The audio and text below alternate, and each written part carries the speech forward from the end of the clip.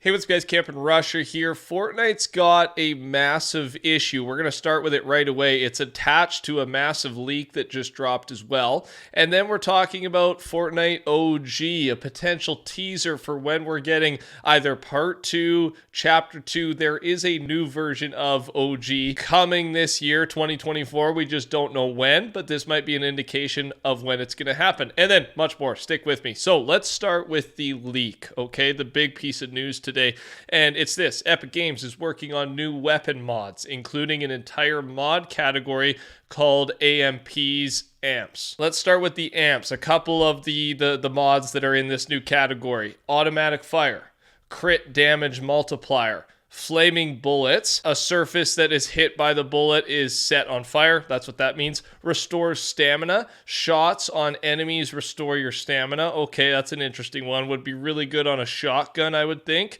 Weapon barrel / muzzles. Other category: muzzle breach, long barrel, fire barrel, and triple barrel. And then weapon mags: overload mag, extended mag, and quick mag. Feels like we have a couple of those. Weapon underbarrels, speed foregrip. So these are all mods that are being worked on. This is exciting. I really do like the mod system. I'll be honest, I am way worse skill-wise. Like, it's harder for us to win this season than any other season, but I'm still loving it. It feels like a fresh new game, and I think that's why it is harder, right? It's such a different game than I've been playing for 5-6 years now, so there's a new learning curve. A challenge isn't necessarily a bad thing, and I think mods and obviously the new weapons are the biggest reason for this, right? Not being able to fry a guy as fast with the new ARs because of bullet drop. I think that's the biggest change by far. Now, here's the issue, and it was brought up today by Akko.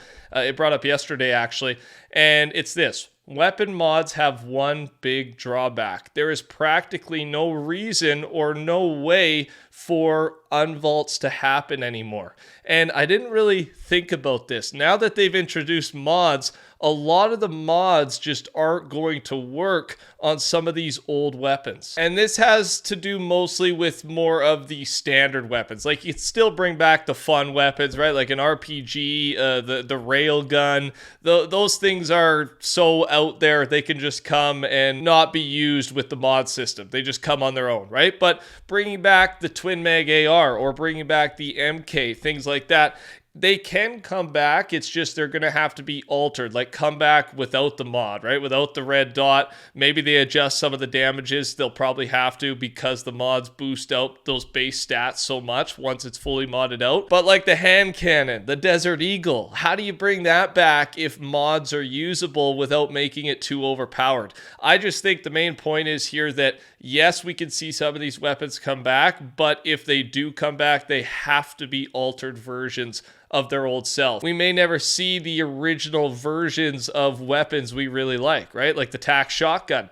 I don't think that's coming back in its entirety anytime soon. Combat shotgun, not a bad thing, but does help, I think, paint a picture going forward again, at least for this year. So let me know your thoughts on any of that in the comment section. Lots more to talk about here.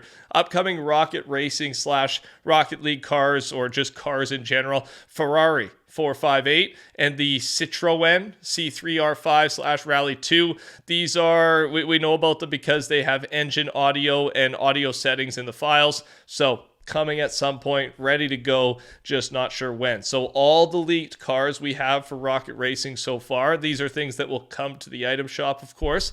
Sentio V17, the Endo, Battle Bus, Whiplash, and then the two cars I just discussed. So lots more planned. I really do, I like the rocket racing, I've said that, but just for Battle Royale, like, it's been fun. I jump into a car and it switches to the style I've got built for the rocket racing mode. I like that. However, just price them a little bit more fairly, right? I could not do the Lambo. 4,000 V-Bucks is just, it's ridiculous, man. And I wanted to spend money. Other massive news today in competitive: Fortnite has signed a multi-year deal with Blast to handle their LAN tournaments for the next 4 years. This means that in-person FNCS tournaments will return again in 2024 all the way till 2027, and they'll probably extend from there if they continue to do well.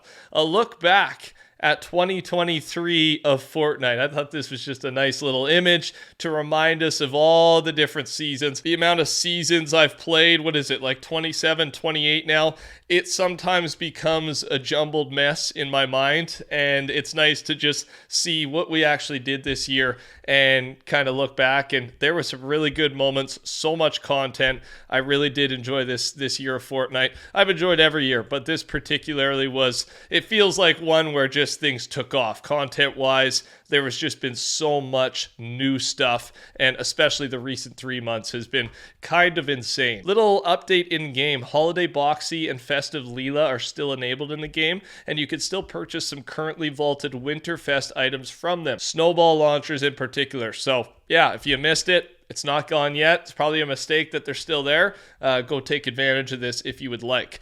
Now, a little bit of a discussion on medallions. I was discussing this with my buddies the other day. We had a session yesterday. It went a little better, and it went better, I think, because we did not land and target the medallions. With the nerf of the medallions, like if you have one medallion after taking down a boss, you only get a max 50 shield, and it replenishes at 2 shield per second. It's not worth it anymore, in my opinion, to land, go through the chaos.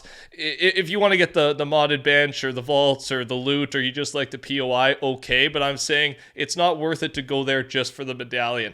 You're seen on the map, and it's just not that good anymore. And then also, the Enforcer AR. What are your opinions on the weapon so far? I like it more than the Nemesis, but I think Striker is just still the move. However, I've seen mixed thoughts. I think if you get good with this thing, long range, it could be a lot better. Worse to average aim, which is me. I do not have the best aim. I think Striker is the most forgiving, is the idea here. But curious to say. And then what's your favorite loadout? I'm trying to extract data just in the comments here, because trying to find that perfect loadout and figure things out, close range, long range, it's fun to talk about, and I want to win more games. So answer away. We'll get some advice from some better players in the comments below. Okay, we had a tweet from Shina yesterday. Fortnite is currently more free to play than ever. And I know I've been talking about this nonstop. I'm not going to dive into it any more than we have already, but basically, here was yesterday's item shop. People want to spend V-Bucks, and that's what he means here. Like, this tweet had 14,000 likes from China. People want to spend V-Bucks.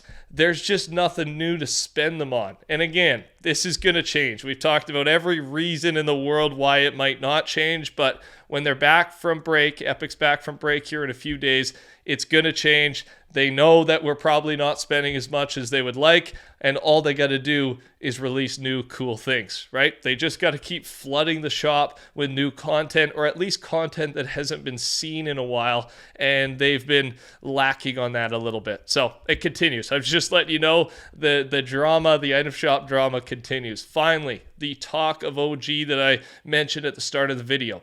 Just remember that there is a date for 2024 on the OG win umbrella. Could this be the date OG Fortnite returns? And there's 2 dates there. One of them is June 8th, 2068. I don't think we're going to focus too hard on that one, as it's about 40 plus years away from now. But May 4th, 2024. Now, keep in mind, this is Star Wars Day. May the 4th be with you type of thing. They always do something special for Star Wars Day. So I don't think this is related to OG. I do think they're thinking heavily about OG. I really am in the boat that we are getting the Chapter 2 map for this. I bet they go the same thing. 1 month long. OG mode is available, not as an additional mode, like it's the mode we play because it was such a success. Just focus everybody in on there. Where they put it, I would think sooner this time, maybe after Chapter 5 Season 3, or at that same spot after Season 4, and then it launches us into Chapter 6. Those are my opinions as of now, and this is happening for sure. Epic has confirmed, it's just a matter of when. But with this OG theory, with the OG umbrella, I think we already assume May the 4th they're going to have some type of Star Wars event. So I'm hoping because they're teasing it, it's going to be a little bit bigger of a deal than it usually is. Because it's just kind of obvious at this point. They're going to bring back the lightsabers, and we're going to have a Star Wars themed item shop. But I'd like them to go big again. The Darth Maul mini pass was a good example of that. Something to that caliber, because they're teasing this Star Wars collab. Thanks for watching. Touch that like button. Take care. Talk soon. Goodbye.